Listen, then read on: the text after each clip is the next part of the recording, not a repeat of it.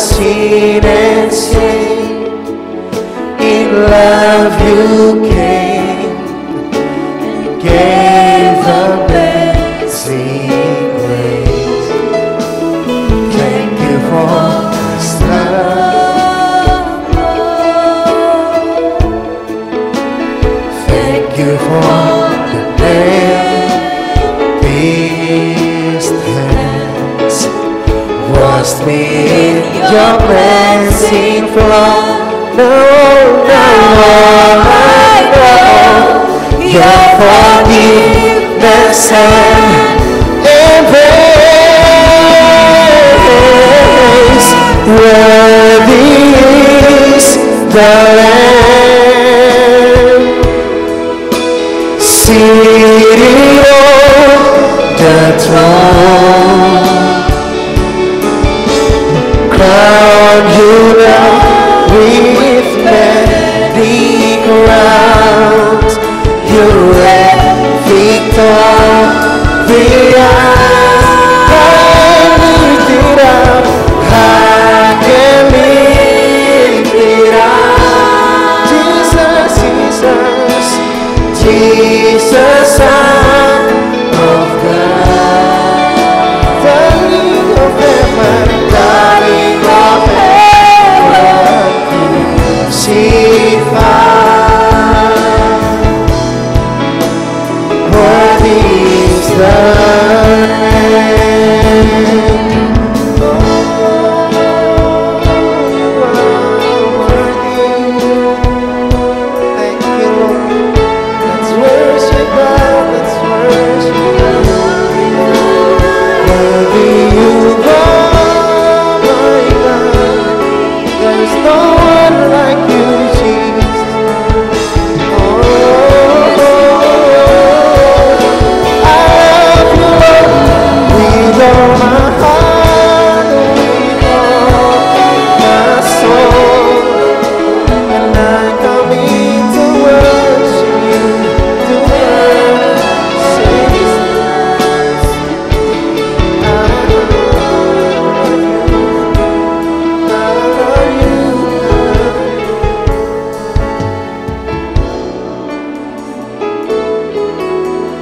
Worthy is the Lamb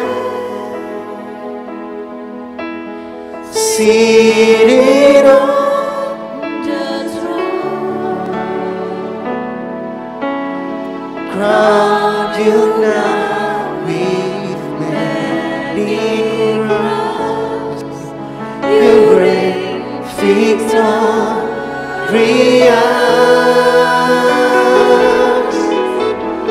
High and lifted up, Jesus, Son of God, the darling of heaven, crucified.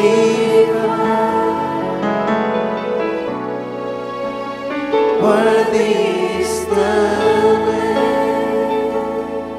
Are you Lord God Almighty? Yes. Worthy is the Lamb. Worthy is the Lamb. Say you are holy, holy.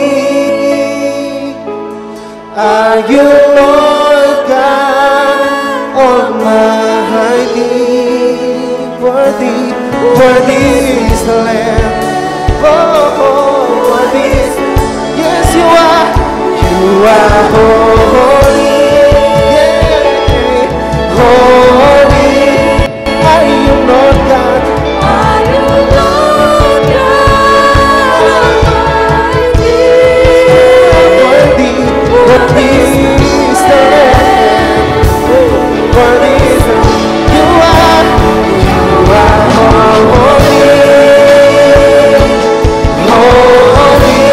Are you Lord God? Are you Lord God Almighty? Worthy,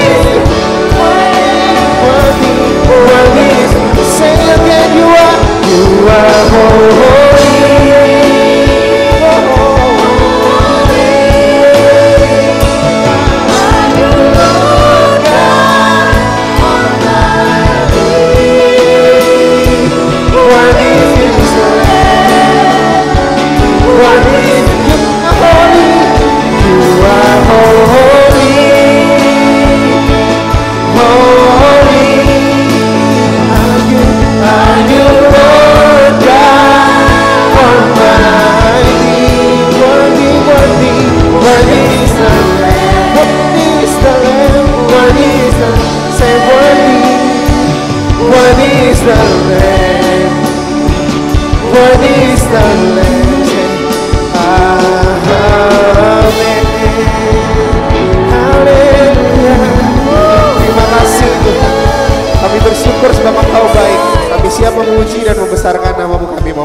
Kami mau melompat, kami mau bersukacita atas namamu.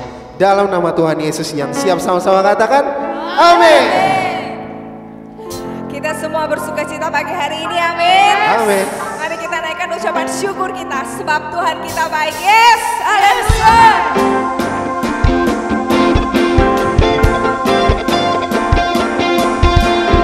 Mari datang ke baitnya, naikkan ucapan syukur kita pagi hari ini. Datanglah ke baitnya dengan hati bersyukur, ke dalam pelatarannya dengan hati bersuka. Rasakan dan lihatlah betapa baiknya Tuhan bagi yang berlindung padanya. Akan bersorak-sorai, akan bersorak-sorai. Bersama katakan, bersyukurlah kepada Tuhan, sebab Dia baik, bahwasanya untuk selamanya kasih setianya. Bersyukurlah kepada Tuhan, sebab Dia baik, bahwasanya untuk selamanya kasih setianya. haleluya.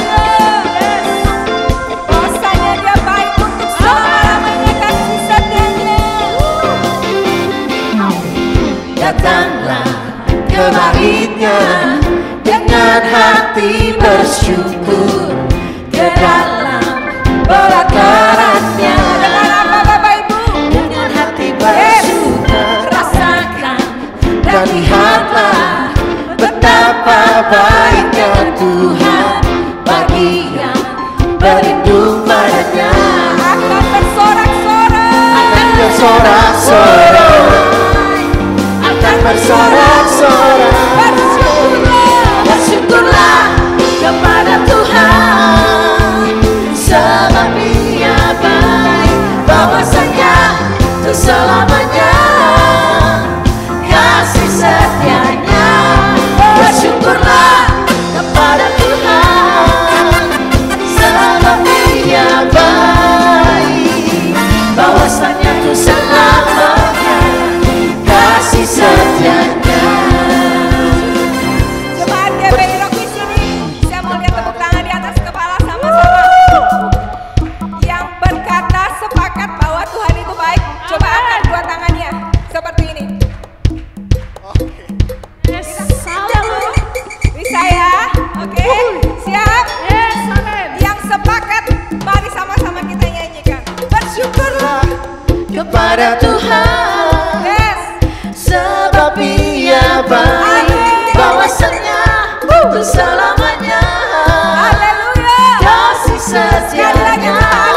Bersyukurlah kepada Tuhan, sebab Dia baik, bahwasanya untuk selamanya kasih setianya.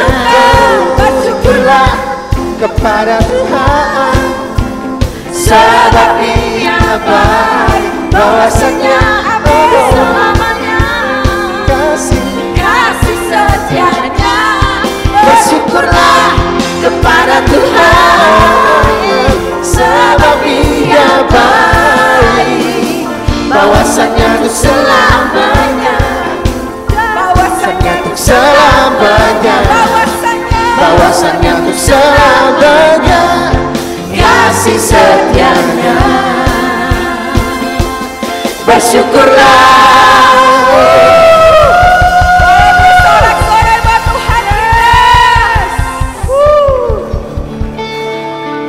Kami rindu melihat kemuliaan-Mu Tuhan, pagi hari ini dicurahkan atas jemaat-Mu.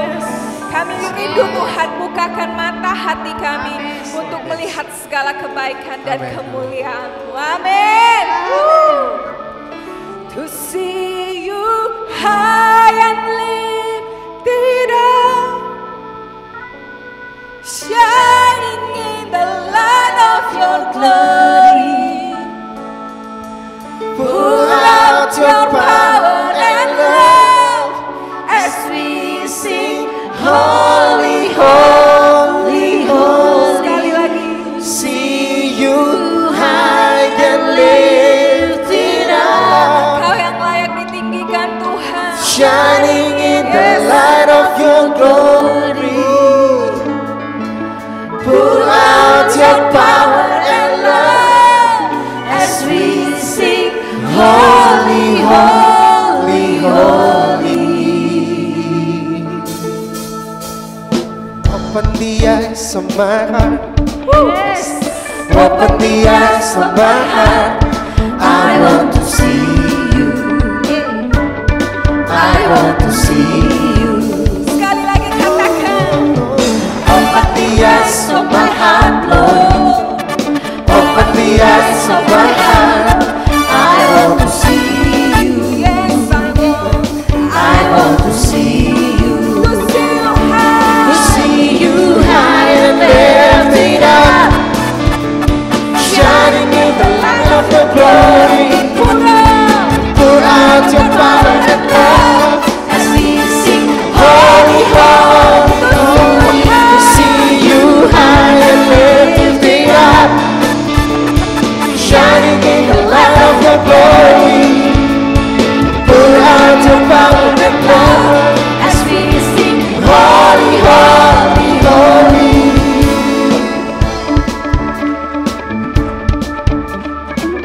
sekali lagi kita katakan sama-sama. Open the eyes of my heart, Lord. Open the eyes of my heart.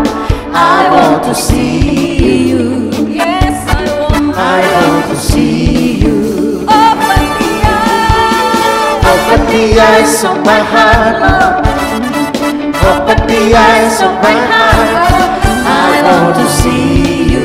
Yes, I want to see you.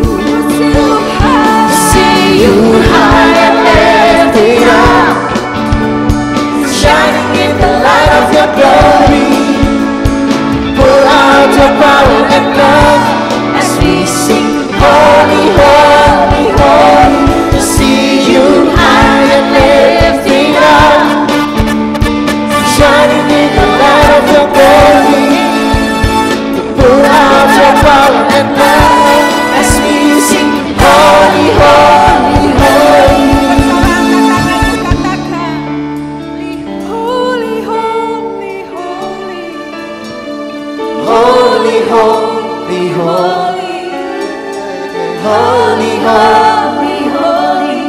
I want to see you. One more time, say holy. Holy, holy, holy. You are holy, Holy, holy. yes, you are holy. Holy, holy, holy. I want to see you. You are holy. Holy, holy, holy. Holy, holy, holy. Holy, holy, holy. I want to see you. You are holy. Holy, holy, holy.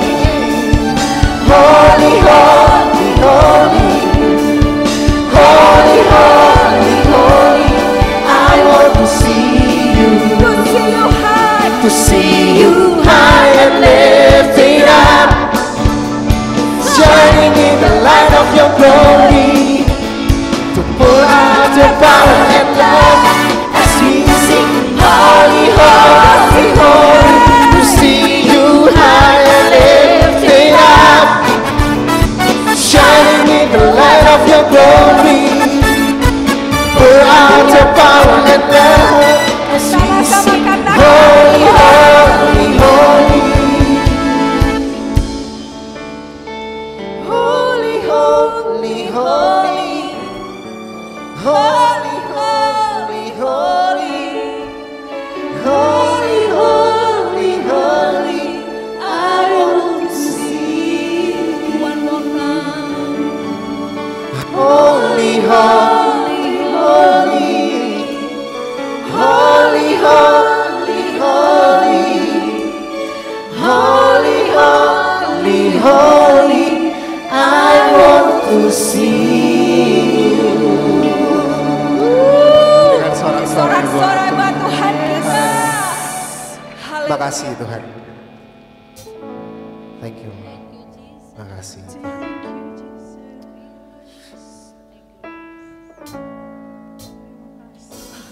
Makasih.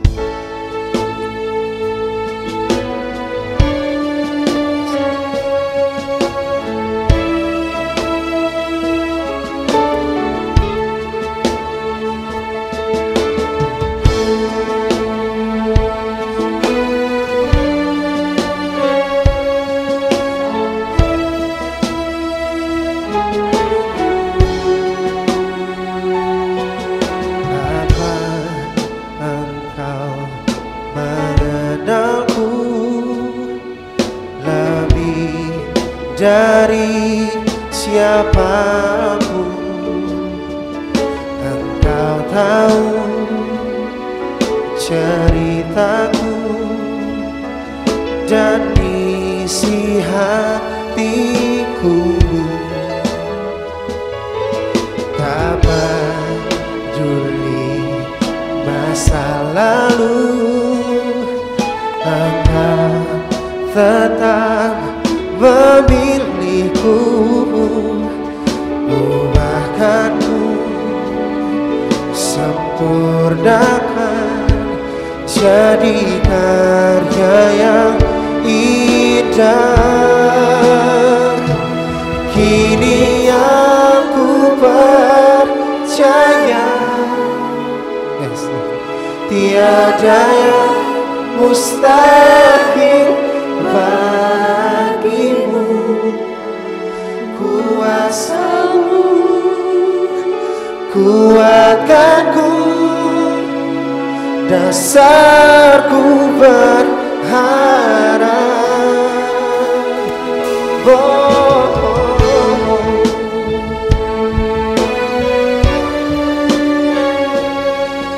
Terima kasih Tuhan.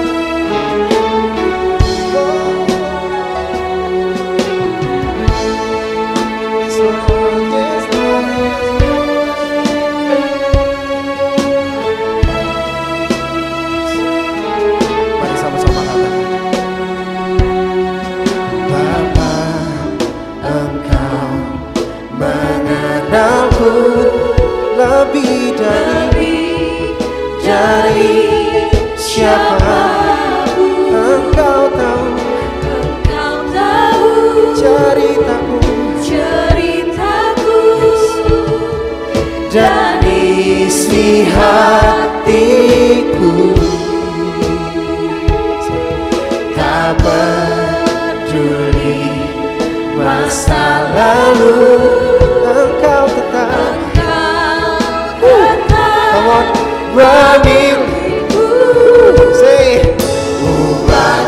aku, sempurnakan jadi karya yang indah. Kini aku percaya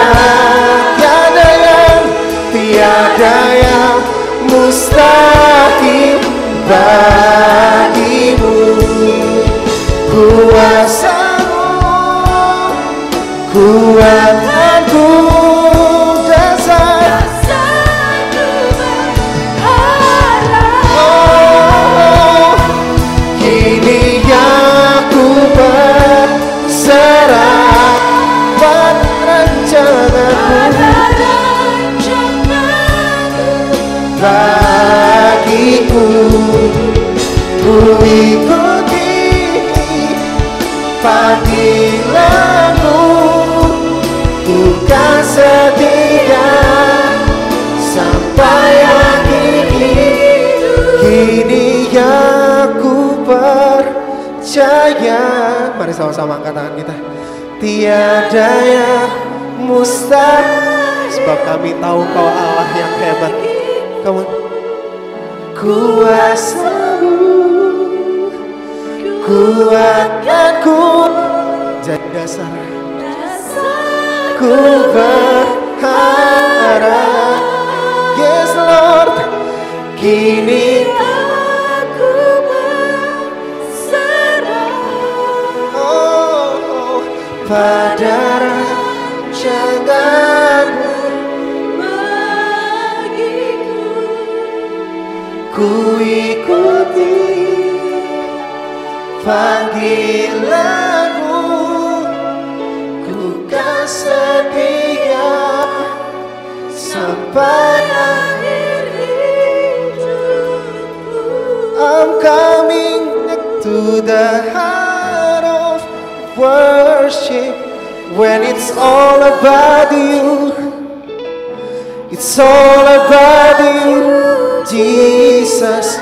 I'm sorry, Lord, for the things I've made it. When it's all about you, it's all about you, Jesus. Yuk sama-sama. I'm coming back to the heart of, yes, Lord. And it's all about you, it's all about you, Jesus. I'm sorry, Lord, for the things I've made it. Come on. When it's all about you, it's all about you, it's all about you. I'm coming back to the heart. I'm coming back to the heart of the worship. When it's all about you, it's all about you, Jesus. I'm sorry, Lord, for the things I've made it. When it's all about you, it's all about you, Jesus. It's all about you. It's all about you. Say again, it's all about Jesus. Angkat tanganmu, katakan, it's all about you. All about you. It's all about you. It's all about you. This is our prayer, God. When it's all about you, Jesus.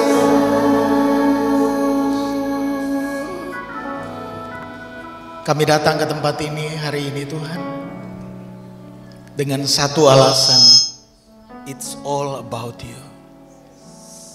Oleh sebab itu Tuhan, pakai hamba-Mu yang sederhana ini, urapi bibir mulut pikiran hamba-Mu, sehingga kata-kata yang disampaikan benar-benar dapat diaplikasikan oleh setiap kami yang mendengarnya.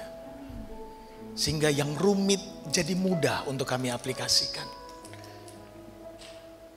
Dan kami berdoa Tuhan, saat firman-Mu diberitakan, semua yang menjadi kehendak-Mu pada pagi hari ini akan tertanam kuat dalam pikiran hati kami. Dan hal-hal yang bukan daripada Tuhan, biar kiranya seperti angin lalu dia pergi dari pikiran kami. sehingga firman-Mu kokoh dalam setiap kami. Terima kasih Tuhan, kami siap mendengarkan firman Tuhan. Sama-sama kita katakan, amin, amin. Silakan duduk. Shalom semuanya. Wah, semangat luar biasa. Cukup lama saya nggak pernah ke sini karena saya dikurung di Australia hampir 3 tahun, ya kan? Masuk sana beberapa bulan, kemudian COVID terjadi. Terima kasih untuk para penatua untuk kesempatan bisa berikan kepada saya, untuk Ibu Gembala yang ada di Melbourne juga, untuk semua jemaat. Ya kan, ada wajah-wajah walaupun ada masker-masker yang membuat saya pakai indera ketujuh untuk bisa tahu siapa ini, ya kan. Tetapi ada wajah yang saya kenal di balik tembok sana, keren banget, selamat datang, ya kan. Terima kasih Richard, selalu keren kalau Richard pimpin worship. Jadi ingat ya, saya ada di Ambasador. Oke. Bulan ini terakhir kali kita bicara suffering. Katakan haleluya.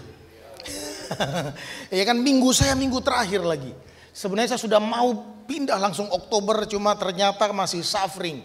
Jadi izinkan saya untuk membagikan tentang penderitaan, ya kan.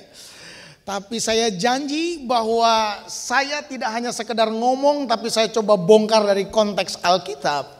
Dan apa keuntungannya bagi kita untuk kita belajar seperti apa yang Yesus telah lakukan. Nah, Bapak Ibu dikasih dalam Tuhan, PowerPoint saya ready? Bisa dikurangi ekonya. Kita akan belajar pagi hari ini tentang bagaimana kita dapat terus mempercayai Tuhan di saat musim-musim yang tidak menyenangkan.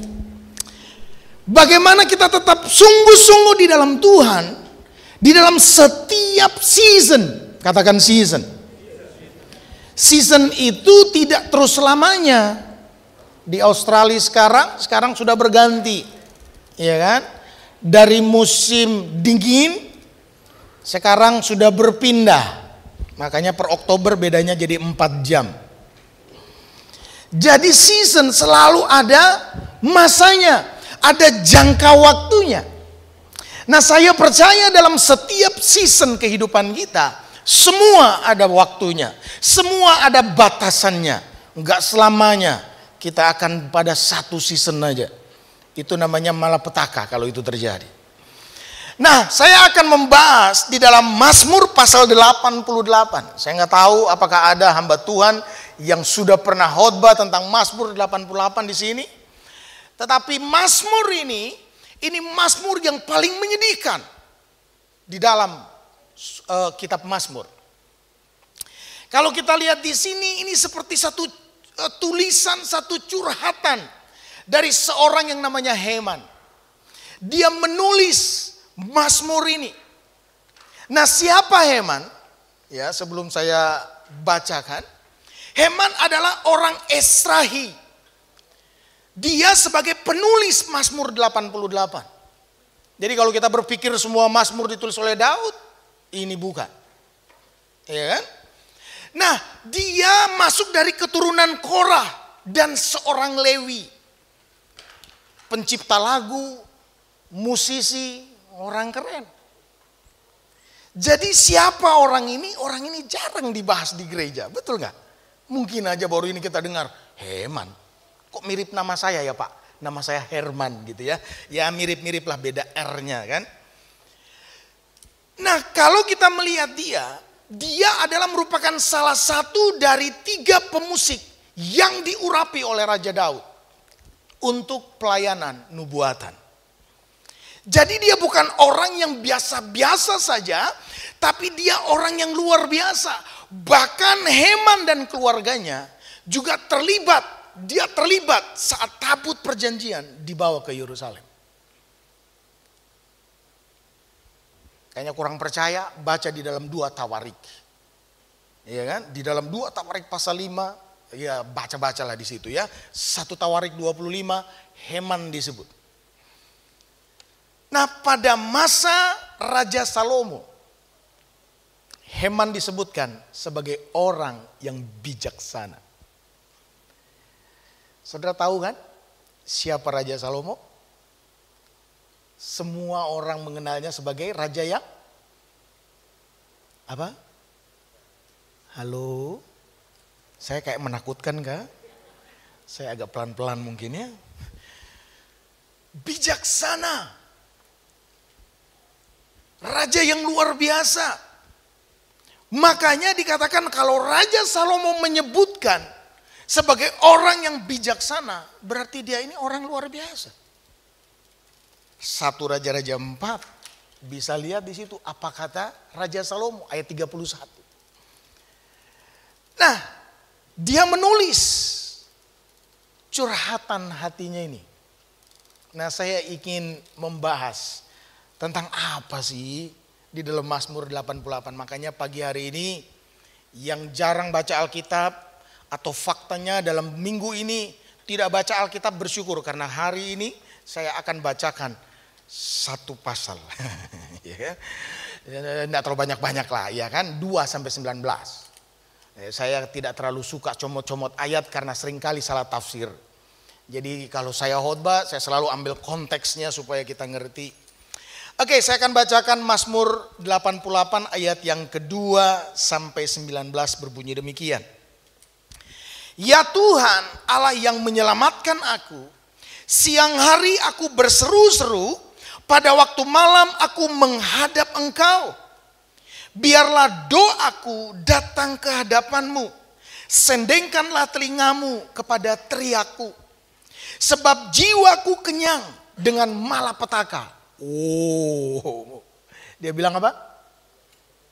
Ada nggak di sini yang lagi kenyang dengan malapetaka? Coba lihat kanan kiri dulu.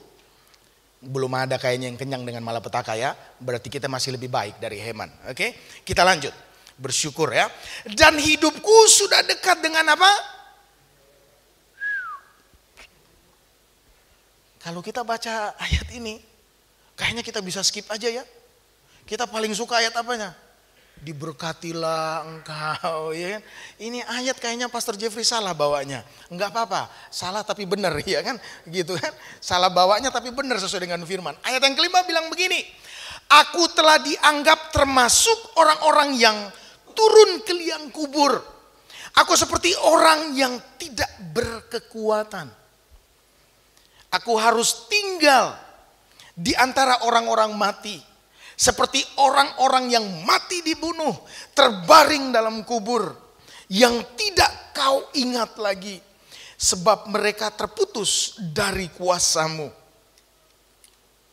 Ya, bisa dibantu supaya saya baca terus ya. Ayat yang ketujuh, telah kau taruh aku dalam liang kubur yang paling bawah. Ini dia pakai, dalam kegelapan, dalam tempat yang dalam. Aku tertekan oleh panas murka-Mu dan segala pecahan ombak-Mu kau tindihkan kepadaku. Telah kau jauhkan kenalan-kenalanku daripadaku. Telah kau buat aku menjadi kekejian bagi mereka. Aku tertahan dan tidak dapat keluar. Ayat 10. Mataku merana karena sengsara. Aku telah berseru kepadamu ya Tuhan. Sepanjang hari telah mengulurkan tanganku kepadamu. Apakah kau lakukan keajaiban bagi orang-orang mati? Masakan arwah bangkit untuk bersyukur kepadamu? Dapatkah kasih-Mu diberitakan di dalam kubur dan kesetiaan-Mu di tempat kebinasaan? Ayat 13. Diketahui orangkah keajaiban-keajaiban-Mu dalam kegelapan dan keadilan-Mu di negeri segala lupa? Tetapi aku ini ya Tuhan, kepadamu aku berteriak minta tolong. Dan pada waktu pagi doaku datang ke hadapan-Mu. Mengapa ya Tuhan kau buang aku? Kau sembunyikan wajah-Mu daripadaku. Aku tertindas dan menjadi inceran maut sejak kecil. Sejak kecil bos, dia inceran maut. Dia tulis gak main-main nih. Dia bilang sejak kecil aku telah menanggung kengerian daripadamu. Aku apa? Putus asa. Oh saya suka pastor kata putus asa. Berarti nggak apa-apa ya kalau saya bilang aku putus asa. Karena Alkitabiah. Nanti dulu ya kan. Saya belum selesai bahasnya, baru baca. Kehangatan murkamu menimpa aku. Kedahsyatanmu membungkamkan aku. Ayat 18. Mengelilingi aku seperti air banjir sepanjang hari. Mengepung aku serentak. Telah kau jauhkan daripadaku sahabat dan teman. Kenalan-kenalanku adalah kegelapan. Baca 19 ayat seolah-olah kita lagi ada di tempat yang terpuruk banget kan. Nah Bapak Ibu dikasih dalam Tuhan. Izinkan saya tafsirkan sesuai dengan Alkitabiah pasti. Kalau enggak kita bisa diskus setelah ini kan. Nah ada hal yang dibahas di sini. Bahwa kehidupan yang dimiliki kekristenan atau sebagai orang percaya tidak lepas dari kata yang dia tulis 3 kali dia sebut di dalam ayatnya, kegelapan. Nah, kegelapan dalam bahasa aslinya itu artinya hiding place, tempat di mana mungkin kita disembunyikan. Kegelapan bisa ditafsirkan tentang grave, kuburan, sorrow, ini Jawa banget, suoro rek. Ah, ini dia. Ya, sorrow, misery, suffering, penderitaan. Dia katakan kegelapan menjadi bagian hidupnya. Hardship, affliction. Sesuatu yang tidak menyenangkan. Dia bilang begini, dari kecil saya sudah menanggungnya. Terus kenapa pastor? Hanya coretan itu mau ditaruh di dalam Mazmur. Masih banyak kesaksian lain kan yang bisa ditaruh. Kenapa sampai dibuat itu dimasuk di dalam Alkitabnya kita? Berarti jawabannya Tuhan sedang menjanjikan kepada kita. Di dalam kehidupan kekristenan, tidak selamanya kekristenan kita berjalan seperti apa yang kita mau, katakan amin. Memang benar. Kalau gereja hanya fokus kepada blessing, kalau gereja hanya fokus kepada encouragement, kalau gereja hanya fokus kepada kata-kata yang manis, pasti jemaat akan senang. Tetapi kembali, bukan hanya senang gol kita, apakah kita bertumbuh atau tidak. Saya percaya COVID Tuhan izinkan terjadi di dunia ini untuk menyatakan kepada dia bahwa segala kekuatan yang kalian miliki tanpa aku, kata Tuhan, nothing. Orang kaya sulit cari oksigen pada zaman itu. Mau punya banyak uang pun sulit, bayangin. Jadi Tuhan sedang menarik perhatian kita untuk lihat kepada dia bahwa yes, hanya Tuhan sandaranku, hanya Tuhan gunung batuku, gak ada yang lain. Harta, kekayaan, koneksi, itu hanya bonus yang Tuhan kasih dalam kehidupan kita, katakan amin. Makanya kita harus kembali kepada esensi. Nah kalau kita baca di dalam Mazmur 88, maka mungkin pertanyaan yang muncul dalam pikiran kita, terus bagaimana pastor? Bagaimana saya harus menyikapi hidup ini? Yang pertama, bagaimana kita menyikapi hidup ini? Hanya 3 poin saya kasih. Yang pertama, kita harus belajar bahwa suffering, bahwa penderitaan merupakan bagian dalam perjalanan iman orang percaya. Katakan amin. Sulit memang kalau yang begini-begini dibilang amin. Kalau dibilang saudara akan diberkati melimpah usahamu, aminnya pasti kenceng. Padahal itu bonus. Kalau kita mengenal esensi, waktu Tuhan berkati kita dengan harta, dengan sesuatu yang kita punya, kita nggak lupa diri, bos. Problemnya orang belum mengerti esensi, sudah sibuk dengan berkat. Makanya waktu diberkati apa? Lupa diri. Tahu kalau orang lupa diri? Kalau lagi emosi dia bilang, kamu gak kenal saya ya? Ah, itu lupa diri. Dia aja gak kenal siapa dia. Hello? Makanya hati-hati kalau lagi emosi, kontrol ngomongnya. Kenal saya enggak? Wah, kalau sudah gitu permisi aku pamit sih, pergi aja lah, ya kan? Dia aja nggak kenal dirinya, mendingan biar aja dia beresin dengan dirinya, kita pergi aja, ya kan? Jadi kenapa kita harus menyikapi kehidupan ini? Di dalam perjalanan iman orang percaya, ada sesuatu yang tidak menyenangkan akan terjadi. Saya percaya kalau Tuhan sudah tetapkan gereja ini ada di Batam, Tuhan punya maksud untuk gereja ini memuridkan orang-orang yang ada di Batam. Amin. Aminnya kok kurang. Baru sebelah kanan. Iya kan? Setiap bagian kita, setiap tujuan yang Tuhan taruh dalam setiap orang, kita harus kembali kepada tujuan Tuhan. Kita nggak usah berlomba-lomba jadi dengan yang lain. Kita nggak usah berlomba-lomba untuk ngopi seperti orang lain. Kita harus menemukan perjalanan kita. Karena di dalam perjalanan iman kita, Tuhan akan mencurahkan isi hatinya bagi setiap kita. Sehingga dalam step demi step yang kita lakukan, kita bisa lihat, iya nggak menyenangkan, iya tersiksa, iya seperti ini. Tapi kita tahu bahwa Tuhan selalu menyertai saya.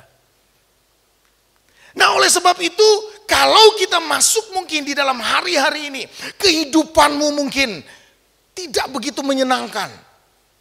Digosipin, diceritakan sesuatu yang gak benar. Disalahartikan oleh orang lain.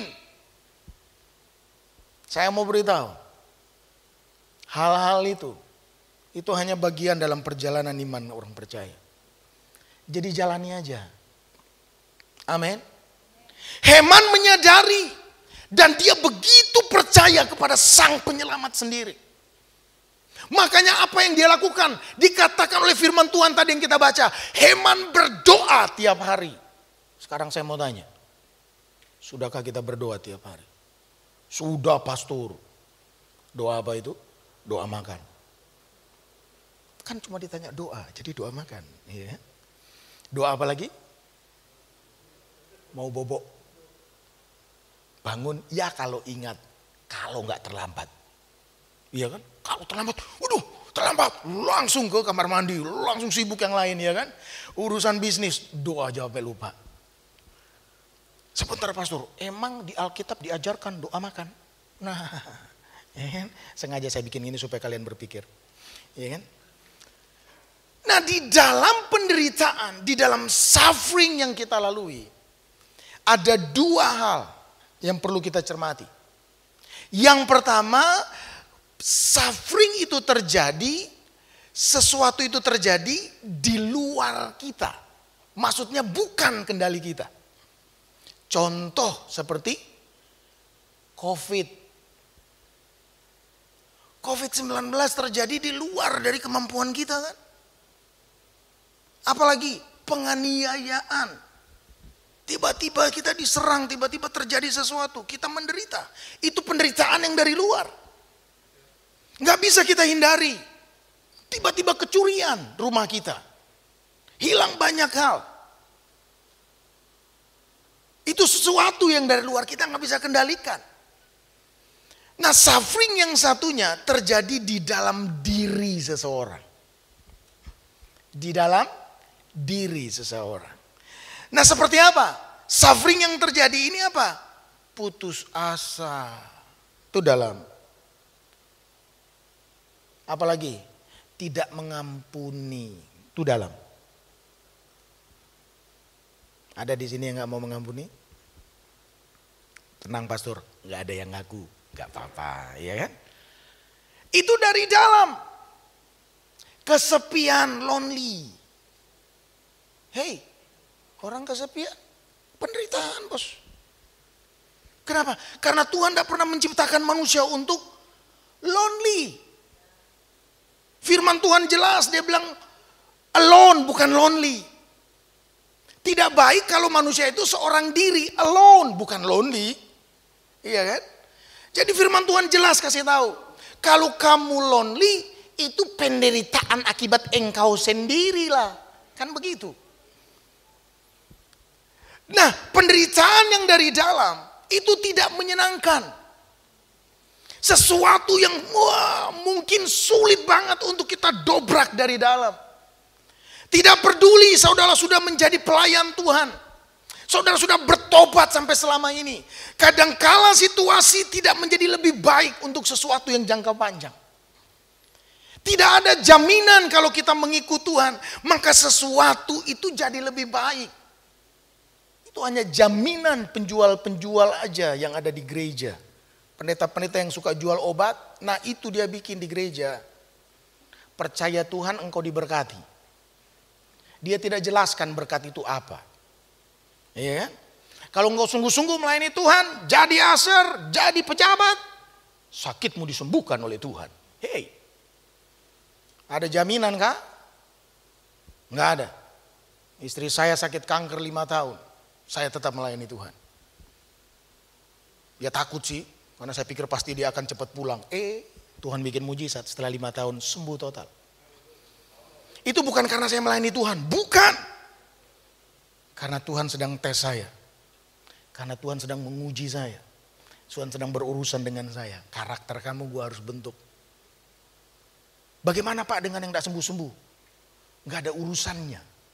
Kalau tetap tidak sembuh, tetap percaya bahwa Tuhan tetap ada bersama dengan engkau. Amin. Jangan hanya datang kepada Tuhan, hanya cari kesembuhan, cari berkat. Itu dipikirkan oleh anak-anak. Kalau sudah bertumbuh, sudah makin dewasa, dia udah gak berpikir itu. Yang dia cari apa? Saya bisa memahami apa yang menjadi kehendak hati Tuhan. Asik. Nah ayat di atas ini menjelaskan kepada kita bahwa saat kita melakukan sesuatu dengan benar, saat kita melakukan sesuatu sesuai dengan firman Tuhan, kenyataannya bahwa suffering, bahwa kegelapan tidak akan pernah pergi dari setiap orang percaya. Nggak peduli saudara mau puluhan tahun di gereja, menjadi pendeta puluhan tahun, namanya suffering tetap akan mengikuti orang percaya. Nggak enak memang kedengarannya. Karena saya percaya ayat ini bilang, Yohanes 16 ayat 33b bilang begini, dalam dunia ini kamu menderita penganiayaan, tetapi kuatkanlah hatimu. Bilang kanan kiri, kuatkanlah hatimu. Siap. Kuatkanlah hatimu apa? Aku telah mengalahkan dunia, kata Yesus. Dia sudah menyelesaikannya. Yang kita butuh apa? Perjalanan bersama dengan dia. Ketaatan penuh. Itu yang dia butuhkan. Sehingga menjadi kesaksian yang luar biasa. Dalam setiap perjalanan iman orang percaya. Kalau pikiran kita memahami bahwa Alkitab tidak sedang menjual sesuatu yang asik-asik saja, yang baik-baik saja. Kalau kita paham itu, maka waktu kita melalui sesuatu yang pahit, kita masih tetap bilang begini, I love you Lord. Amin.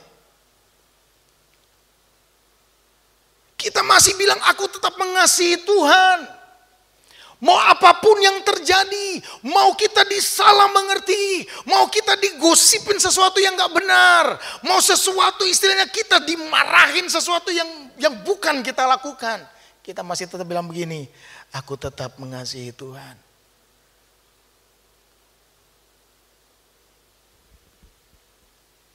Pengharapan yang salah adalah kadang-kala kita berpikir kita ngikut Yesus, maka tidak ada hal buruk yang terjadi. Itu pengharapan salah. Kok tegang ya pagi hari ini? Saya cuma bukakan Alkitab aja, kan gitu. Ini kok gak enak pastor? Makanya saya lebih suka dengan gereja yang lain itu. Itu ngomongnya siapa yang tidak diberkati, dompetnya kosong, angkat tangan. Saya doakan dibukakan tingkap-tingkap langit. Waktu tingkap langit gak terbuka untuk kita cari lagi gereja lain. Kita cari lagi pendeta lain. Sampai ketemu pendeta yang ahli-ahli bagian begitu. Angkat dompet kita, tolong pastor ditumpang tangan.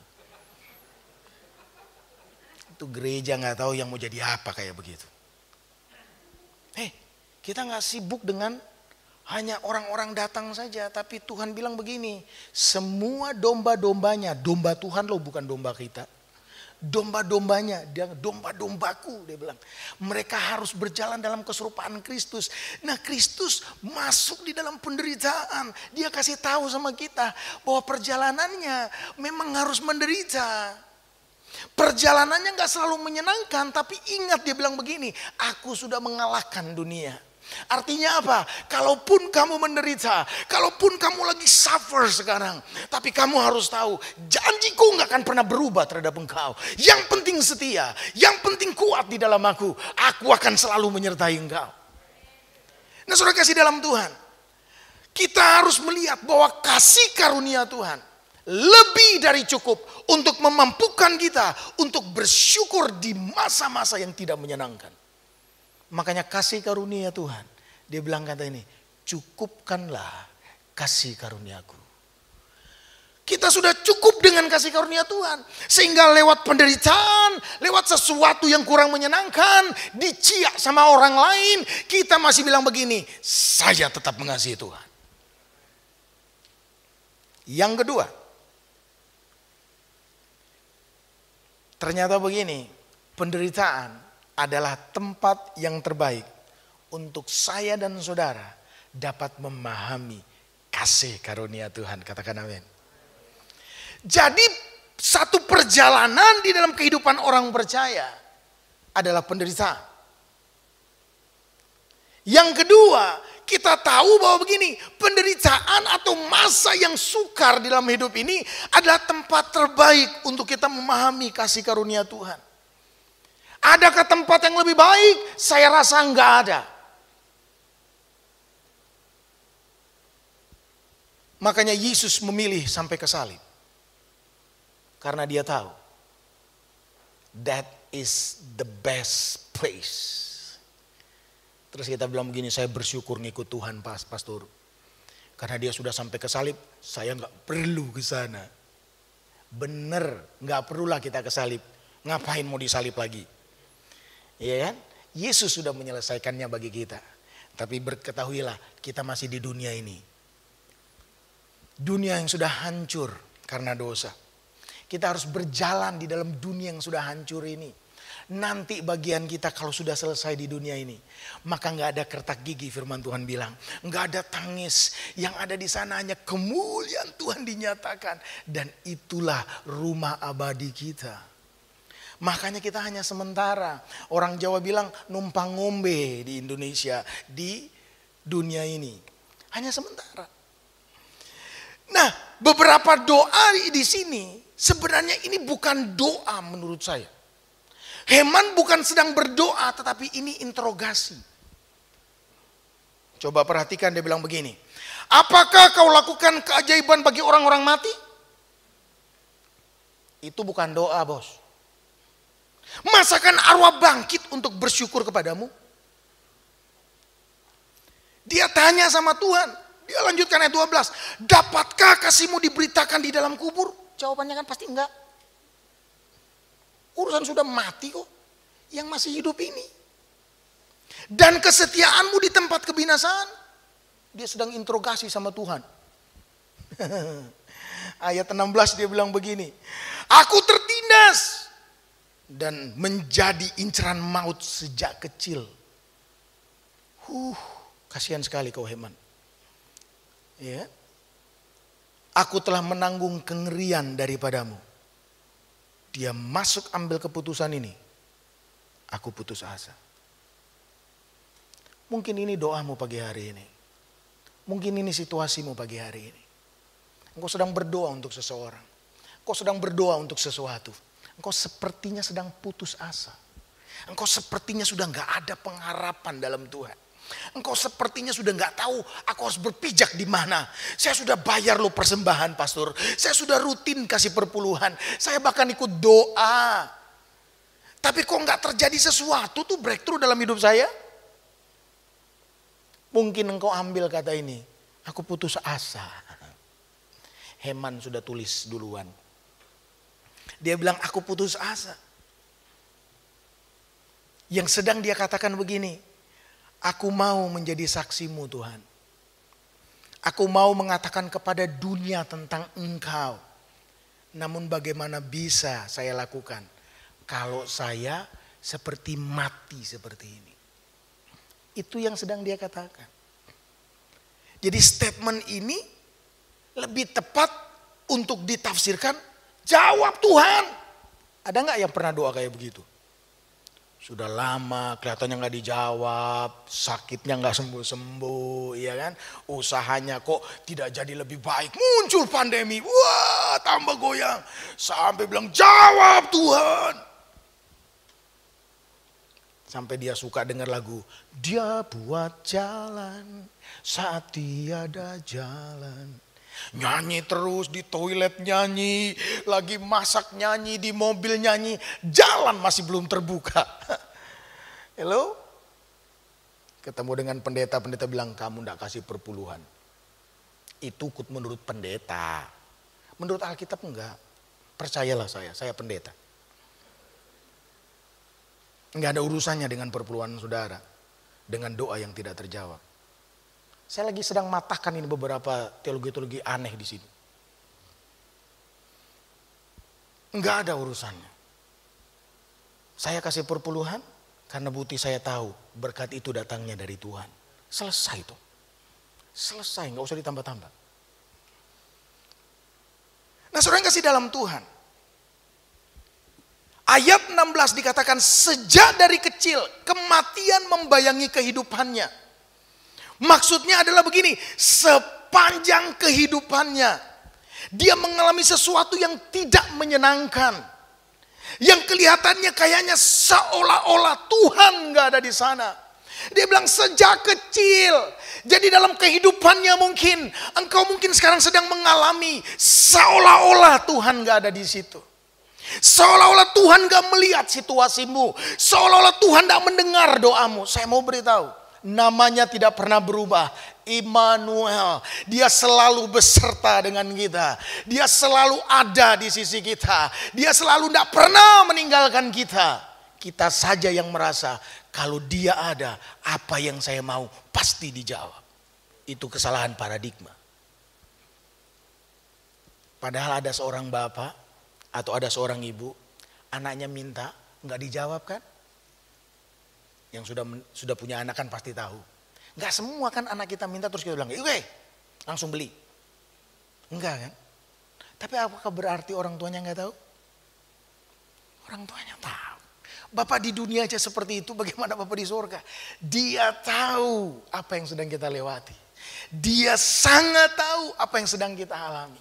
Makanya kalau kita menyadari bahwa di dalam kehidupan kita, waktu kita mulai masuk dalam sesuatu yang tidak menyenangkan, that is the best place to understand His grace.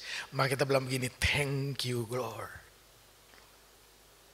Thank God, saya bisa melalui perjalanan yang kurang menyenangkan ini. Saya setiap ada sesuatu yang terjadi, saya selalu tanya sama diri saya, Tuhan, kamu sedang ajarin apa untuk saya? Begitu juga waktu istri saya sakit. Saya tanya sama Tuhan, Tuhan, kamu sedang ajar apa untuk saya? Saya punya masalah dalam relationship dengan teman-teman. Saya selalu tanya, Tuhan, apa yang sedang kau ajarkan untuk saya? Coba kita rubah yuk, kita punya statement untuk Tuhan. Seringkali kan kita bungkus dalam sisi rohani kan. Oh Tuhan, aku berdoa untuk orang ini. Bencet no Tuhan. Aku cabut matanya, aku rendam di dalam kemurahan Tuhan. Biar dia bertobat. Kelihatannya bagus. Ada pertobatan dibawa kepada Tuhan. Tapi itu doa paling kurang ajar itu. Kenapa? Karena gak pernah sadar. Situasi Tuhan mau ajarkan apa. Kita selalu salahkan orang lain. Kita selalu salahkan situasi. Kita selalu salahkan lingkungan kita. Bahkan maaf, kalau kita punya binatang, salah juga jadinya. Mau kucing, anjing, apapun. Ditendang, gara-gara kita emosi. Padahal dia gak tahu apa-apa loh. Kalau dia bisa ngomong, dia bilang, hey bos, gue gak salah. Hanya karena kita emosi, kita marah, kita rasa ini, semua jadi salah.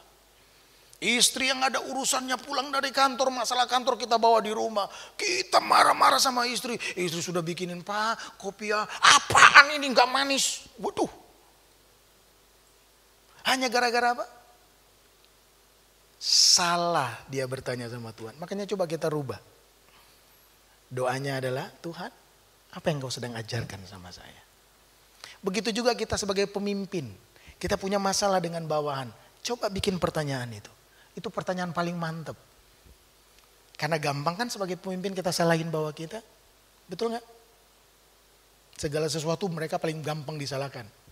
Pemimpin paling banyak benernya dibanding salah. Makanya mulailah. Rubah. Tuhan, apa yang sedang kau ajarkan bagi saya?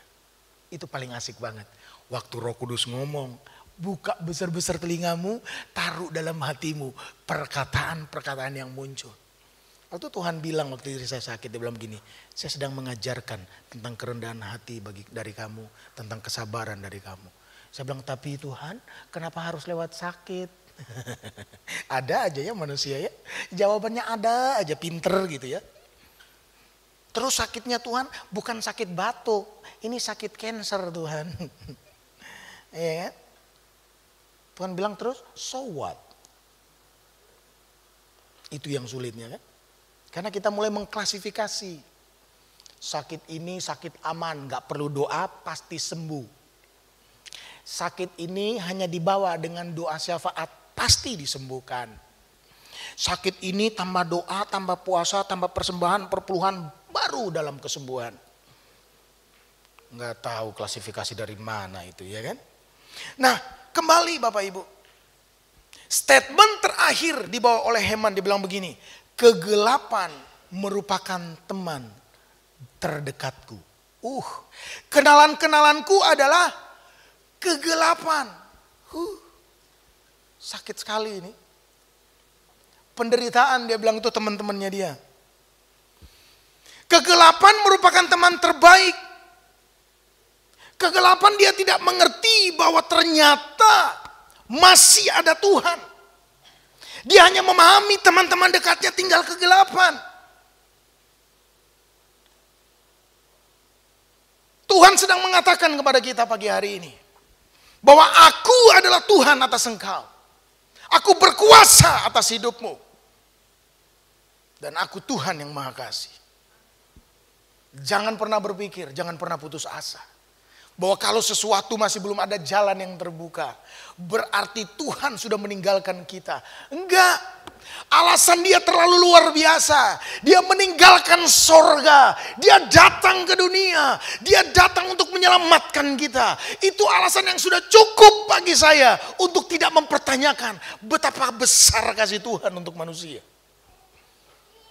Makanya apapun yang kita lakukan, dia tetap bilang begini, aku tetap mengasihi engkau. Seburuk apapun dosa yang saudara lakukan, list buat datang sama Tuhan. Tuhan bilang begini, I still love you. Dia gak peduli apa yang terjadi dalam kehidupan kita. Karena dia tahu, waktu kita datang kepada dia, waktu kita berjalan dalam keserupaan Kristus, kita akan melihat mujizat terjadi, perlindungan terjadi, sesuatu terjadi yang besar dalam kehidupan kita. Faktanya bahwa Tuhan memahami semua keadaan yang kita lalui. Dia sangat tahu. Tuhan sedang berkata kepada kita, aku Tuhan, bukan karena engkau sedang datang ke gereja dan aku sayang sama engkau. Tuhan sedang berkata begini, aku Tuhan, bukan karena engkau kasih persembahan dan perpuluhan banyak maka aku begitu mempedulikan engkau. Aku Tuhan, bukan hanya karena kamu muji-muji, nyembah dan ngangkat-ngangkat tangan. Dan aku lebih mengasihi engkau. Dia bilang begini, aku Tuhan yang telah memutuskan, aku tetap mengasihi engkau. Itu keputusan mutlak dari Raja kita. Makanya kalau kita tahu seperti itu, maka kita akan menjadi orang-orang yang luar biasa. Yang ketiga, yang terakhir. Penderitaan adalah the best place to make each one of us extraordinary person. Amin. Kita menjadi orang-orang yang luar biasa. Extraordinary. Orang-orang yang mantap. Orang-orang yang militan. Heman mengatakan bahwa sebenarnya dia tidak layak untuk Tuhan. Kalau kita kembali dalam kitab Ayub, apa yang terjadi? Iblis datang kepada Tuhan dan dia mulai mempertanyakan, apakah Ayub melakukan itu untuk Tuhan? Iblis tahu. Iblis sedang mengatakan bahwa Ayub bisa seperti itu karena kamu. Sekarang izinkan saya. Jangan utak-atik dia. Let me test him. Apa Tuhan bilang? Silakan. Tapi jangan kau ambil nyawanya. Iblis lihat. Oh, itu gara-gara ada Tuhan di situ, makanya Ayub kayak gitu. Sekarang kita lihat tesnya. Tuhan bilang, go for it. Let's see. Saya kenal Ayub. Silakan, tapi jangan kau ambil nyawanya. Saudara yang kasih dalam Tuhan, kitab Ayub itu bukan hanya berarti bahwa iblis sedang berurusan dengan Ayub saja. Hello? Iblis sedang berurusan juga dengan kita, bos. Itu kabar buruknya. Kabar baiknya begini, walaupun dia berurusan, Tuhan bilang begini, aku sudah menang. Aku sudah menyelesaikan. Go for it, anakku. Aku menyertai engkau. Makanya gereja yang tidak kembali kepada nilai-nilai kerajaan, gereja yang tidak kembali kepada Alkitab, gerejanya sibuk dengan permukaan, pasti akan lenyap. Pasti akan goyang. Tapi gereja yang mengerti tentang Kristus, gereja yang semua di dalamnya berjalan dalam keserupaan Kristus akan tahu bahwa kita menjadi orang-orang yang luar biasa. Amin. Kita menjadi orang-orang yang menang dalam segala perkara. Kita tahu bahwa Tuhan bersama dengan kita. Sehingga gak peduli apapun cobaan yang datang. Cobaan yang datang bagi orang percaya menjadi ujian bagi dia. Hello? Karena cobaan dari iblis, Tuhan menguji hati kita. Nah, iblis cobain kita. Yes, gak masalah. Tapi cobaan yang datang sama saya jadi ujian bagi saya. Bisa ngerti paradigmanya? Karena saya tahu semua yang buruk yang terjadi untuk kebaikan kita. Katakan amin. Untuk kebaikan kita. Nah, saya tutup dengan ini. Bahwa suffering itu hanya sesaat. Katakan sesaat. Asik. Ini kayaknya lebih kencang. Saya ulangi. Suffering itu hanya sesaat. Katakan sesaat. Asik. Tenang. Katakan sama masalah. Hei masalah, engkau hanya sesaat. Matius 27 ayat 45 sampai 46 bilang begini. Mulai dari jam 12 kegelapan meliputi seluruh daerah itu dan sampai jam 3. Ini bicara tentang penyaliban Kristus. Kira-kira jam 3 berserulah Yesus dengan suara nyaring. Ini seruan Yesus. Eli, Eli, lama sabachthani. Artinya, Allahku, Allahku, mengapa engkau meninggalkan aku? Apa ayat itu ditutup? Yesus sudah mengatakan bahwa dia sudah mengalami kegelapan total. Di dalam perjalanan waktu dia dunia ini, dia sudah mengalami Heman belum, tapi dia seperti sudah. Belum. Makanya jangan terlalu cepat buat keputusan Bapak Ibu. Kita rasa kita sudah mengalami kegelapan total. Ternyata belum. Yesus yang sudah mengalami. Yesus sudah melewati kegelapan itu. Makanya karena Yesus sudah mengalami kegelapan. Dan kegelapan seperti sahabat-sahabatnya. Dia bilang begini. Waktu saudara mengalami kegelapan. Waktu saudara mengalami penderitaan, dia bilang, I'm your best friend. Aku ada di situ. Amin. Dia tidak meninggalkan kita. Tujuannya apa? Supaya kemuliaan Tuhan nyata. Orang lihat, wih keren. Orang pada tarik sana tarik sini, tapi mereka orang-orang yang setia.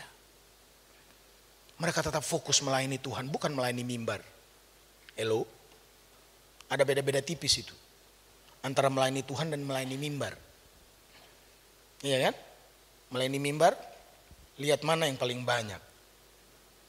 Iya kan? Tapi kita fokus melayani Tuhan. Kita melayani Tuhan, bos.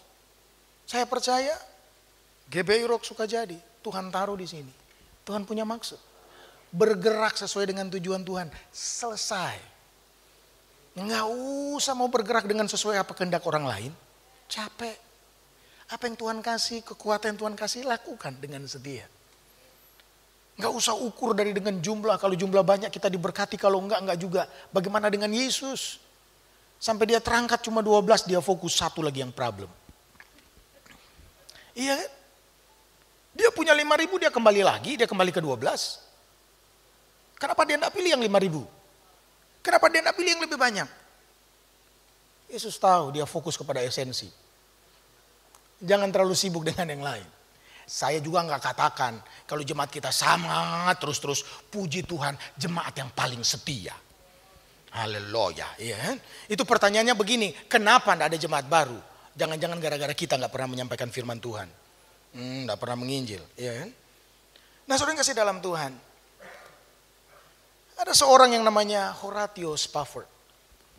Horatio Spafford, dia adalah seorang pengacara kaya dari Chicago. Perhatikan wajahnya, tidak ada urusan dengan saya. Bukan keluarga, iya kan? Ini Spafford dengan Agogo nggak ada urusannya, ketemu di mana juga kita nggak tahu ya. Tapi ini suatu cerita yang true story.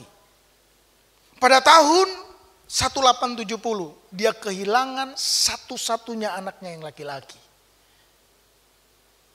Kenapa? Karena kena penyakit demam berdarah.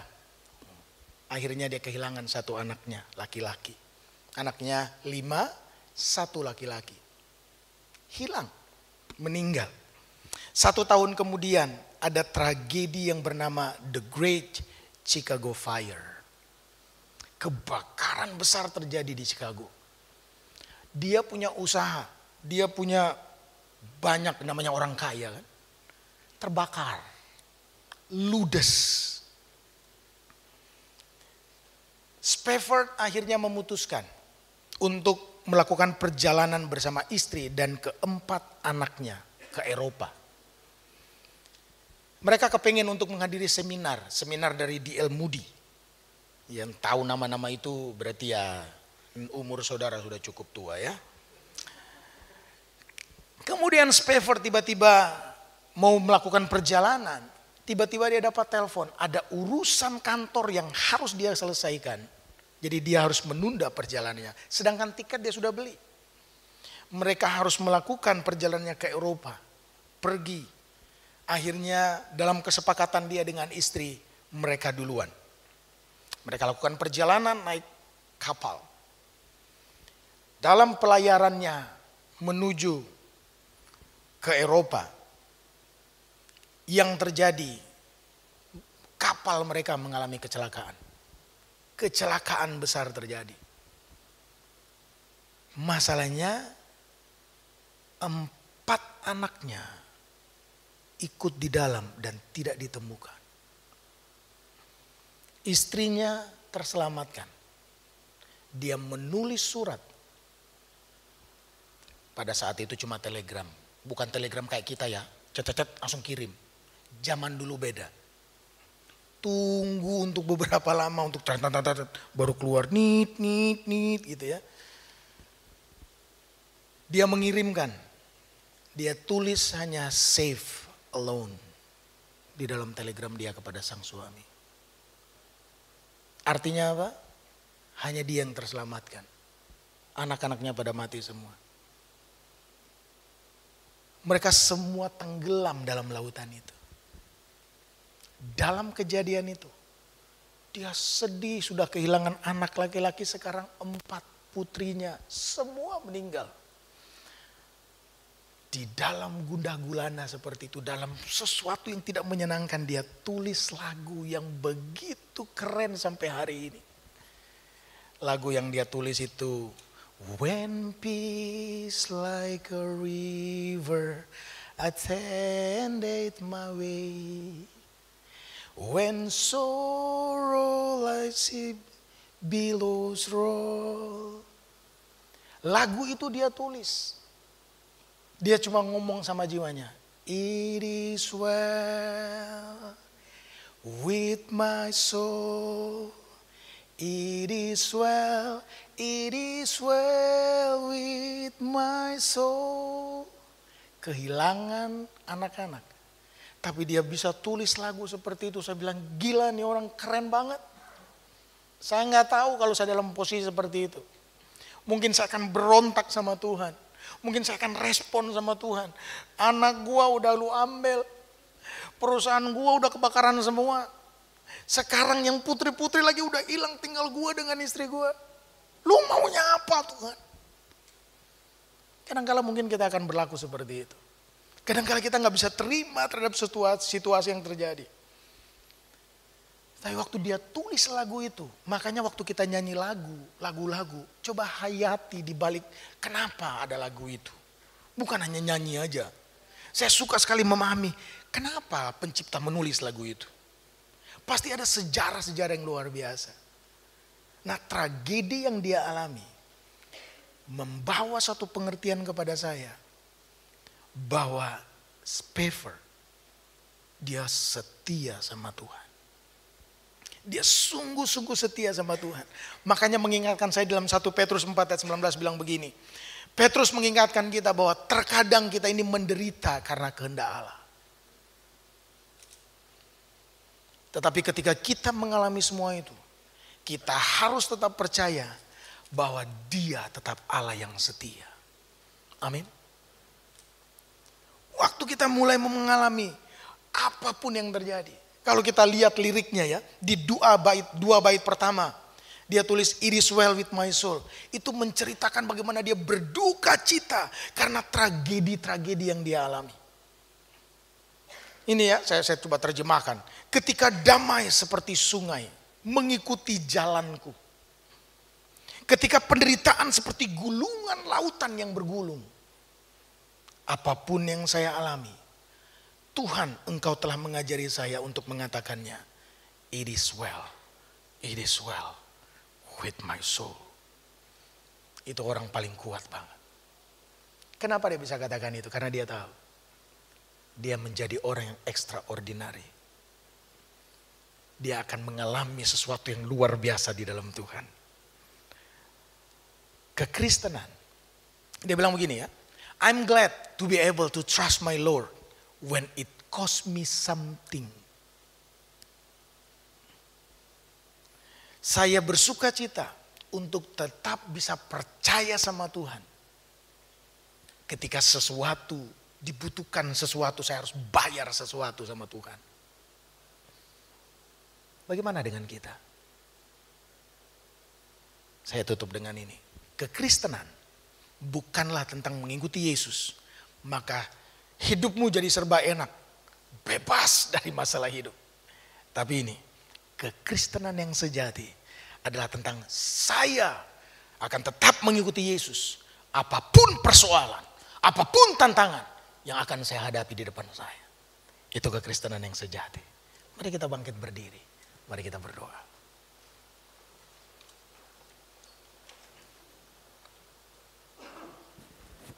Mari kita renungkan firman Tuhan ini sejenak.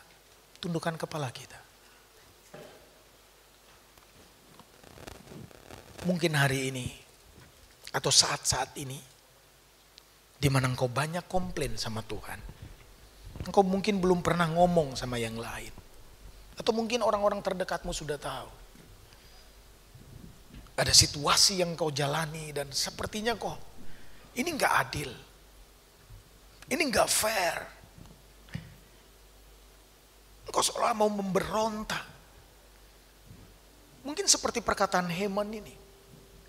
Kau buat satu keputusan, kau bilang, saya putus asa Tuhan. Bahkan ada orang-orang yang memutuskan mengakhiri hidupnya. Hanya karena dia tahu bahwa dia sudah gak mampu. Tapi masalahnya mereka di luar Tuhan. Kita yang ada di dalam Tuhan kita tahu. Saat kita gak mampu, Kita harus datang kepada yang memberikan kemampuan itu. Saat kita mulai nggak sanggup, kita datang kepada sang sumber kekuatan itu. Oleh sebab itu pagi hari ini, mari coba renungkan firman yang kita dengar. Mari kita aplikasikan sama Tuhan. Buat komitmen sama Tuhan. Apapun yang sedang kau hadapi. Engkau mungkin sedang berdoa untuk sakit. Belum disembuhkan oleh Tuhan. Engkau mungkin berdoa untuk breakthrough di dalam keuangan. Mungkin belum kelihatan. Engkau mungkin berdoa untuk anak-anakmu atau orang-orang yang kau kasih datang kembali kepada Tuhan. Mungkin juga belum dijawab oleh Tuhan. Yuk mari kita punya komitmen. Kita tetap setia. Kita tetap setia. Jangan engkau mundur. Jangan engkau lari. Jangan engkau buat keputusan yang salah dalam hidupmu. Karena engkau gak pernah tahu apa yang akan terjadi ke depan. Makanya kita datang kepada yang empunya masa depan. Karena dia katakan, mari kepadaku semua yang letih lesu. Engkau yang berbeban berat. Apapun kondisimu, Tuhan bilang, come to me. Come to me. Karena di dalam dia kita akan menemukan jalan yang luar biasa. Oleh sebab itu kalau engkau pagi hari ini, engkau dengar firman ini dan Roh Kudus begitu kuat berbicara untuk engkau. Engkau butuh untuk didoakan, engkau bisa angkat tangan dari tempat dudukmu saja. Saya akan berdoa untuk engkau. Yes Lord. Silakan angkat tanganmu. Ya. Tuhan, aku berdoa untuk tangan yang terangkat. Bapak, aku gak tahu pergumulan mereka. Tapi pagi hari ini hamba tahu firman-Mu begitu menguatkan kami. Bahwa apapun yang sedang kami alami, apapun yang sedang kami lalui, kami percaya Tuhan. Bahwa Engkau gak pernah meninggalkan kami. Engkau gak pernah melupakan kami. Bahkan Engkau punya tujuan yang luar biasa dalam kehidupan kami. Makanya aku berdoa demi nama Yesus. Yang sakit, Engkau mengalami pemulihan dari sekarang. Alami pemulihan dari saat ini.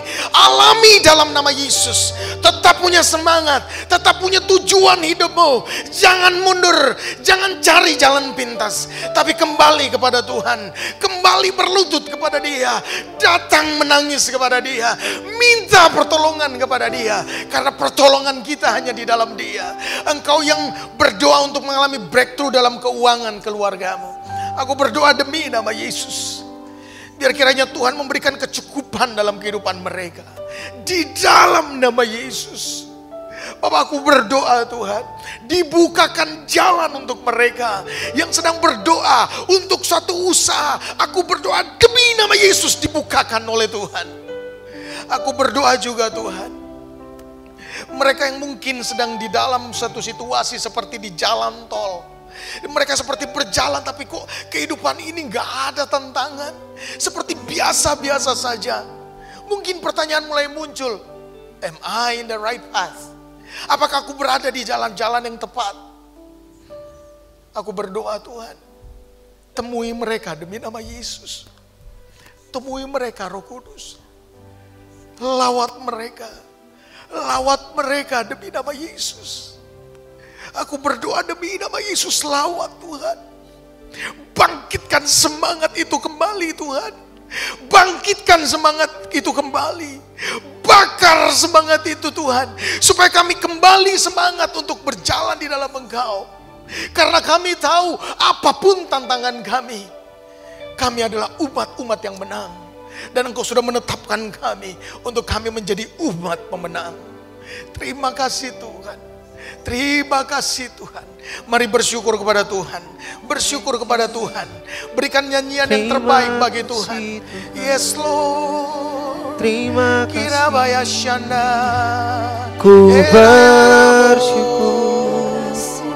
Shikarabatakadabaya rabaya rabo.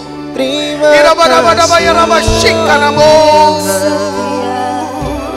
Henaya raba.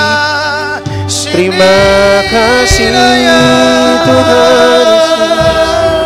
Yes, feel His Holy Spirit, feel His presence. Yes, segar, fresh anointing. He nama rabataka rabaya dalam hikarapu rabataka rabaya. Terima kasih Tuhan Yesus. Terima kasih. Ku bersyukur, ku bersyukur. Yes, Lord. Yes, God.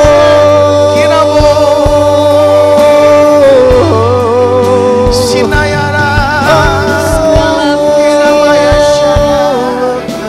Jiwaku tenang, maka jiwaku tenang.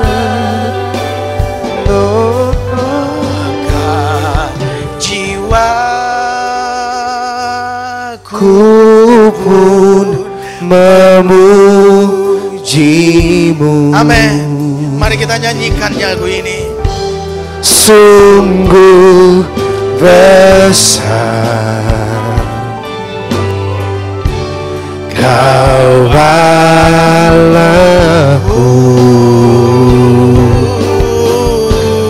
maka jiwaku pun memujimu. Sungguh besar, sungguh besar Kau Allahku. dan sing masuk, masuk ya God to be. How great thou art. Amen. How great thou art. How great thou art. Then sings my soul, my Savior God to thee. How great thou art. How great thou art. How great thou art. How great thou art.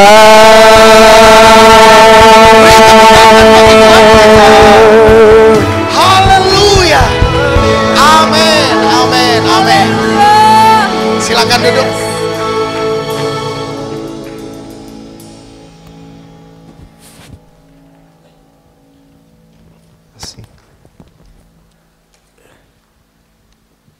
Ya, puji Tuhan. Terima kasih untuk pelayanan Pak Jeffrey Agogo. Tuhan memberkati keluarga dan pelayanan Bapak. Baik Bapak Ibu, kita akan menabur. Di kesempatan di minggu terakhir ini kita diberikan kesempatan untuk menabur 2 kali. Pertama untuk di persembahan umum dan kedua di ladang misi. Mari kita siapkan persembahannya. Bapak Ibu boleh menabur melalui kotak persembahan dan juga bisa melalui scan barcode ya yang terdapat di amplop persembahan masing-masing. Ya, kita siapkan persembahan, mari kita berdoa. Tuhan Yesus, terima kasih Tuhan untuk siang hari ini kami boleh diberkati lewat firman Tuhan. Bila firman Tuhan ini boleh hidup dalam hati kami boleh melakukannya Bapa. Terima kasih Bapa, Engkau Allah yang baik, sungguh baik. Dan kami akan menabur Tuhan, biar Tuhan Kau memberkati setiap taburan kami ini. Dan kami percaya Bapa, bahwa taburan ini Tuhan boleh berkenan di hadapan-Mu, boleh dipakai Tuhan untuk setiap program-program gereja-Mu di tempat ini ya Bapa. Kami berdoa, bersiap Tuhan, persembahan misi juga Tuhan, agar persembahan misi ini juga Tuhan boleh dipakai untuk boleh menjangkau banyak jiwa di luar sana ya Bapa. Terima kasih ya Tuhan, terima kasih. Kami akan menabur dengan penuh sukacita hanya di dalam nama Tuhan Yesus Kristus. Haleluya. Amin. Selamat menabur Bapak Ibu.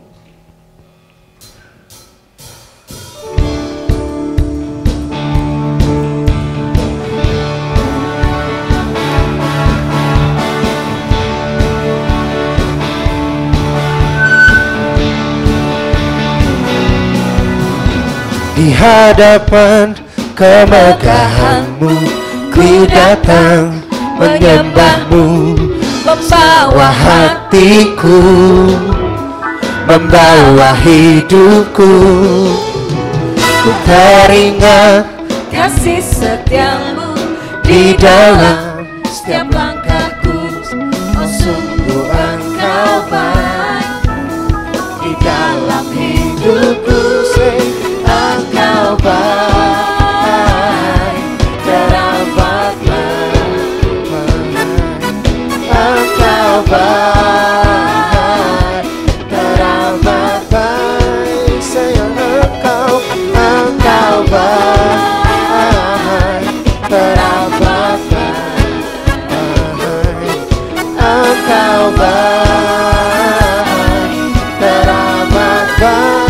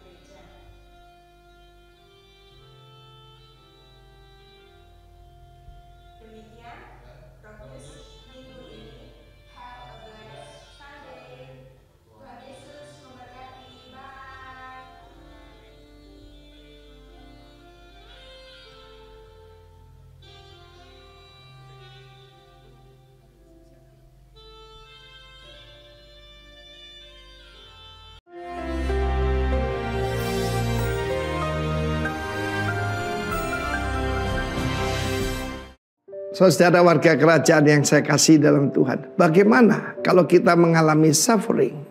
Ya saudaraku, terutama kalau suffering for Christ, firman Allah berkata itu adalah kasih karunia daripada Tuhan. Kita dalam tahun the multiplied grace. Karena kasih karunia, grace itu bukan cuma untuk diselamatkan, tetapi dapat kehormatan, menderita karena nama Kristus. Tapi ketika kita menderita, Yakobus pasal 5 ayat ke-7, firman Tuhan berkata, bersabarlah sampai kedatangan Tuhan. Ditunjukkan seperti petani. Petani menantikan hasil yang berharga dari tanahnya. Ia sabar, dia tekun sampai turun hujan musim gugur dan hujan musim semi. Kita tahu bagaimana hujan musim semi itu saudaraku, itu sekitar April, Maret, lalu kemudian September, Oktober saudara ya. Itu hujan musim gugur. Dan hidup ada musimnya. Tuhan adalah Tuhan di setiap musim kehidupan kita. Di dalam bahasa Mandarin perkataan ketekunan itu adalah a knife in the heart. Jadi pegang, ya sakit rasanya, tapi dia pegang gagangnya ya. Tekun saudaraku, seperti petani. Tapi juga bersabar meneguhkan hatimu karena kedatangan Tuhan sudah dekat. Apa pengharapan kita? Our blessed hope, kedatangan Tuhan Yesus. Kemarin kita mendengarkan seorang saudara yang adalah seorang bupati yang dipakai Tuhan luar biasa. Tetapi ketika dia menghadapi demo yang berulang-ulang, saudaraku, dia berkata, aku cuma menantikan kedatangan Tuhan. Dan terbukti, dia keluar berkemenangan, saudara. Yang tidak boleh bersungut-sungut saling mempersalahkan, ayat 9. Supaya jangan dihukum. Setiap kata-kata sia-sia harus dipertanggungjawabkan di hadapan Tuhan, bukan? Ya, hakim telah berdiri di ambang pintu. Lalu siapa yang kita teladani? Para nabi. Siapa orangnya? Ayub. Kami menyebut mereka berbahagia, mereka yang telah bertekun. Sebab janji Tuhan itu karena iman dan ketekunan, saudaraku ya. Iman dan kesabaran. Kamu telah mendengar tentang ketekunan Ayub. Dan kamu telah tahu apa yang akhirnya disediakan Allah baginya. Katakan akhirnya. Karena Tuhan Maha Penyayang dan penuh belas kasihan. Ayub adalah seorang yang benar di hadapan Tuhan. Jujur, tulus, ya saudaraku. Dan menjauhi kejahatan, takut akan Tuhan. Kurang apa lagi saudara? Tapi apa yang terjadi? Dalam satu hari, seluruh perusahaannya hancur dan terutama 10 orang anaknya. Itu mati saudaraku. 7 putra, 3 putri. Dan saudaraku, bukan cuma itu, iblis juga menyerang tubuhnya sehingga seluruh tubuhnya penuh borok. Punya bisul satu aja susah, ini seluruh tubuhnya. Tapi dia tidak mengutuk, tetapi kemudian dia bingung. Karena apa? Dia kira itu Tuhan. Sebab dikatakan fire from heaven. Api datang dari langit, ya, yang membakar ladangnya, ternaknya. Kemudian angin. Saudara tahu kalau saudara membaca klausul daripada asuransi, segala malapetaka di bumi dikatakan act of God. No, saudara tahu dalam kitab Ayub dijelaskan. Cuma waktu Ayub tidak ngerti bahwa malapetaka datang dari iblis, penyakit datang dari iblis. Tuhan datang membawa keselamatan dan kesembuhan. Karena itu bertekunlah, a knife in the heart. Biarlah kita bertekun dan bersabar. Kita belajar kitab Ayub. Kalau kita baca ayat pertama, kedua, kita akan bingung dan selanjutnya. Tapi baca ayat-ayat terakhir, Tuhan memulihkan 2 kali lipat. Bagaimana dengan anaknya? Anaknya 10 di bumi, 10 di sorga, saudara ya. Tapi istrinya tidak berubah loh, saudaraku ya. Jangan ganti-ganti istri ya. Tuhan memberkati kita. God bless you. Warga kerajaan, bertekun seperti Ayub. Tuhan memberkati.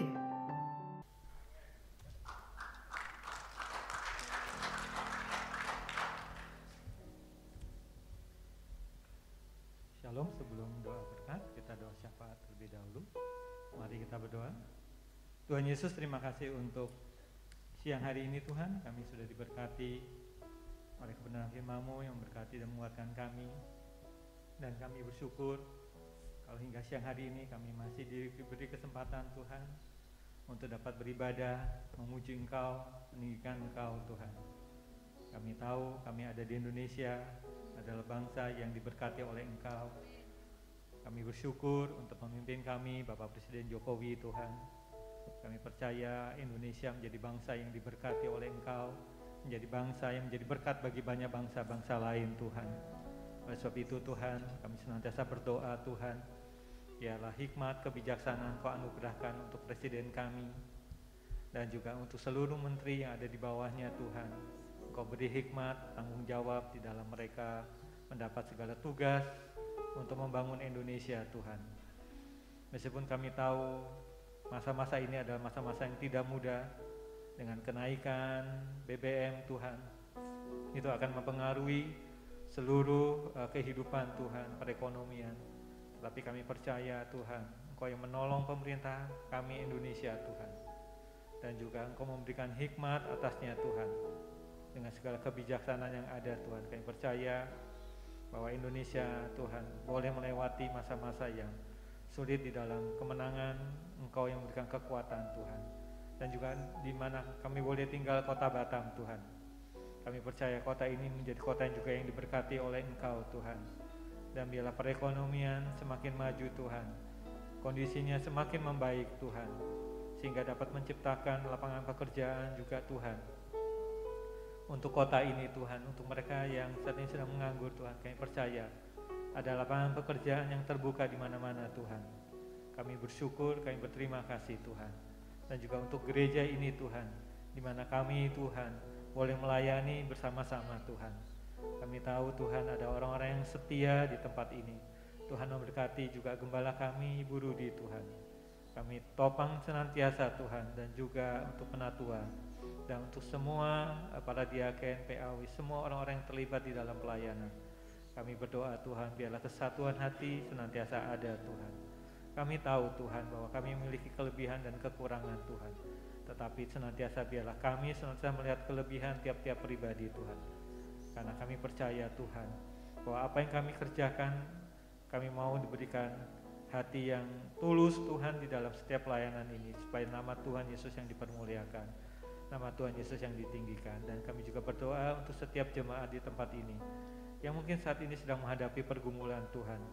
Baik masalah kesehatan, masalah keluarga, masalah keuangan, apapun Tuhan yang menjadi pergumulan, biar senantiasa tetap jemaat di tempat ini senantiasa fokus kepada Engkau Tuhan, tetap mengandalkan Tuhan, karena kami percaya ketika kami mengandalkan Tuhan, maka Tuhan sendiri yang akan turun tangan, dan Tuhan sendiri yang akan memberikan kekuatan Tuhan kepada kami semua untuk kami dapat melewati, meskipun ada waktu-waktu yang kami tidak tahu kapan berakhir, tetapi kami percaya kekuatan yang daripadamu mampukan kami untuk dapat melewati setiap tantangan kehidupan yang kami hadapi hari ini, dan kami keluar menjadi pemenang Tuhan, dan nama Tuhan Yesus yang dipermuliakan. Terima kasih Tuhan untuk siang hari ini. Kiranya segala pujian, hormat, dan kemuliaan hanya bagi Engkau di tempat yang maha tinggi. Dalam nama Tuhan Yesus kami berdoa, amin.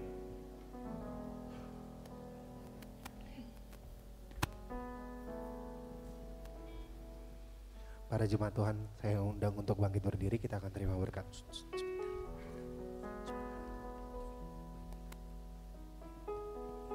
Bentar ya, ada. Terima kasih.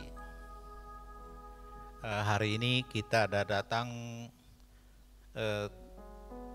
tamu dari luar, yaitu Rock KGC